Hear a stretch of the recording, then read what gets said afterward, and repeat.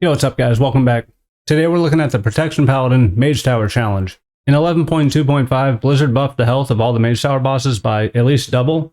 This was definitely in response to players being able to get nearly double the main stat, 3 or 4k extra stamina, more than 11% leech, using a variety of enchants and embellishments. And instead of leaving the bosses as is and nerfing the enchant scaling and lack of scaling for a certain embellishment, they did it the slightly easier way and just doubled the boss health on every challenge across the board. While that does bring the challenges more in line with the player at that point, it's just a huge buff to the bosses if you're someone that's just been going in there without doing too much research on stuff like that. That said, I've made a short gearing video for the Mage Tower for this patch. You can find that linked in the description below in the pinned comment. That guide will set you up no matter which spec you are or challenge you're doing. Prot Paladin, in my opinion, has the best toolkit for the tank challenge. They have big damage and a variety of offensive cooldowns, so you can stagger them if you need to for like the Nether horrors. They have enough defensive buttons to survive up to 5 Annihilates. I'm not sure any other spec could do that right now. You can one-shot the eyeballs in phase 1 from range with Judgment, Hammer of Wrath, or even Avenger Shield, along with being able to keep the pressure up on Varus from outside the pool using those ranged attacks. And it has great CC options to help you control the Infernals, always get the interrupt on Varus even from ranged,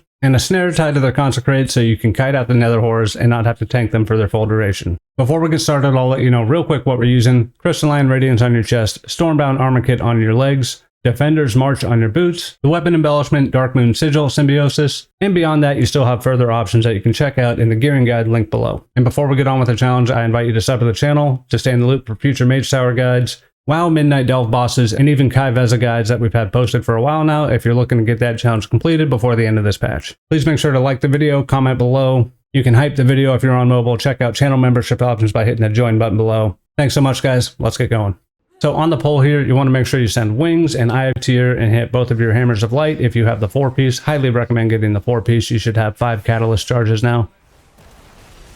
The puddle under Varus will stack up a health reduction debuff on you. You want to move out when you're at 6 or 7, 8 stacks at the most.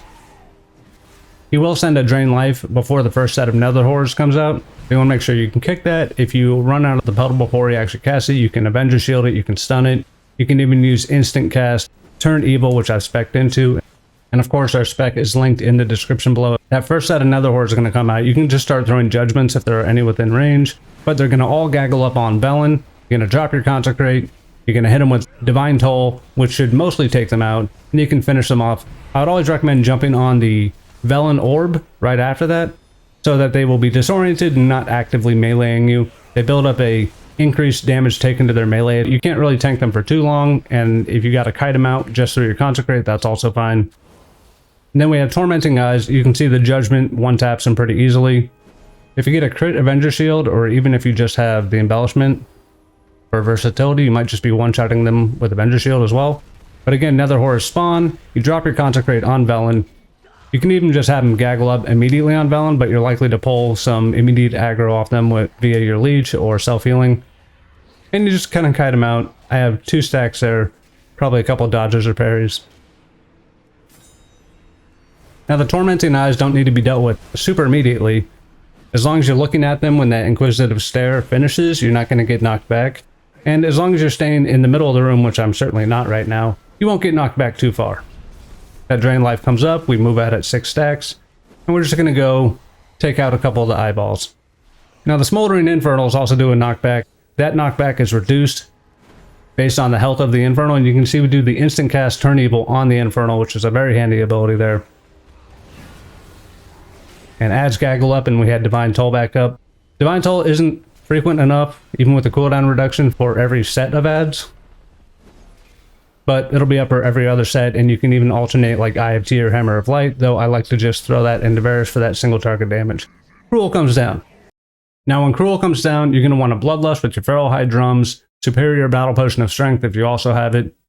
If you can transition with cooldowns available, that's awesome, but you don't want to get yourself into too much trouble by trying to hold everything for right when he drops. You should have plenty of time, especially if you're going to use the Lust Drums and you have like the chest and leg enchant for primary stat. As soon as he comes down, you're going to notice these little purple sweepers. These will push you in the direction that they're going. You can kind of jump over them a little bit, and you can even use them for movement to help push you across the board if you need to get to like a Velen Orb or get away from an Infernal or something like that. And you'll notice the Infernal in the back is being tanked by Velen. That's fine, he's not going to get killed by that. But you're also very likely just to rip aggro off it with whatever self-healing you're doing. So shortly after the sweeper, Kruul is going to jump on you and leave a puddle. Right before or even right after, you can Hand of Freedom yourself to more easily move out of that puddle on the ground. Shortly after that, he's going to Annihilate you. Now, you can eat this first Annihilate with no defensive cooldowns, but you need to have Shield of the Righteous up and be in your Consecrate. If you want to be ultra safe and you definitely have the defensives to do that, you can hit Ardent Defender on that first Annihilate.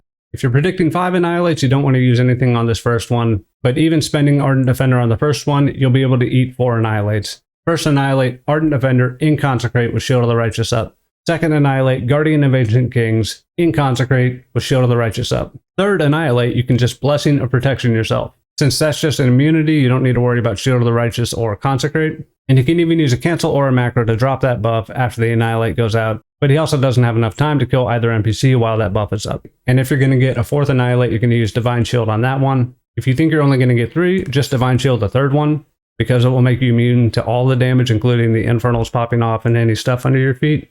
Now, you're going to have Velen Orbs in this phase, but you're still going to have Nether Horrors. Do not just start chaining Velen Orbs to stop the Annihilates, because he will always recast that. Now, if you have some on the ground and you need more time to set up your defense, that's great. You can definitely do it. But you can also stun Kruul, and I think Velen Orbs are best saved for when you're dealing with all of the Nether Horrors as well as Kruul. It just allows you to stop everything that's going on in the fight and take out those Nether Horrors and then get some distance from Kruul. But we'll see how we do here. I'm pretty sure I only get 3 Annihilates, and I don't actually use immunities for them. So we're going to have that first sweeper. We just kind of dodge it and then get behind it to buy ourselves as much time as possible. He's going to do a jump. We already have our Hand of Freedom on us. And then we're just moving out. He's going to do first Annihilate. We have Shield of the Righteous and Consecrate. Then we kick Twisted Reflections. You might be able to bubble it off or even Velen Orb it off. I know that used to be different depending on the tank you're playing. Just interrupt it. New Nether Horrors up, so we're going to go over. We're going to hit Divine Toll, which mostly takes them out, and hop on a Velen Orb, and this stops everything that's going on. He'll also do this Void Bolt cast if you're too far away. It puts a little snare on you, which kind of grows. Second Annihilate, Shield of the Righteous, Consecrate, Ardent Defender. And it did basically no damage.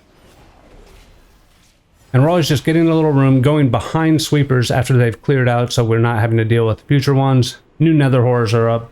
We don't have any actual damage cooldown for this. And so we hop onto a Velen Orb. I probably do another Velen Orb here. Yep, just because they're at pretty full health and I don't have like Hammer of Light, Eye of Tear, or Divine Toll. Third Annihilate, Consecrate, Guardian of Ancient Kings, and Shield of the Righteous, and we survived it no problem. Right after that third Annihilate, you're going to get Twisted Reflections. You kick that. And again, you're just always making room from the Infernals. Always trying to get behind the sweepers as they go. And we have the Nether Horrors up. You take them out. These can actually kill Velen after you've killed Kruul, and the challenge will be over. So that's bad. You want to make sure you take them out. And that's with no immunities. If I got a 4th Annihilate, I could Blessing to Protection that. And if I got a 5th Annihilate, I could Divine Shield that. Or just Divine Shield the 4th one like we talked about.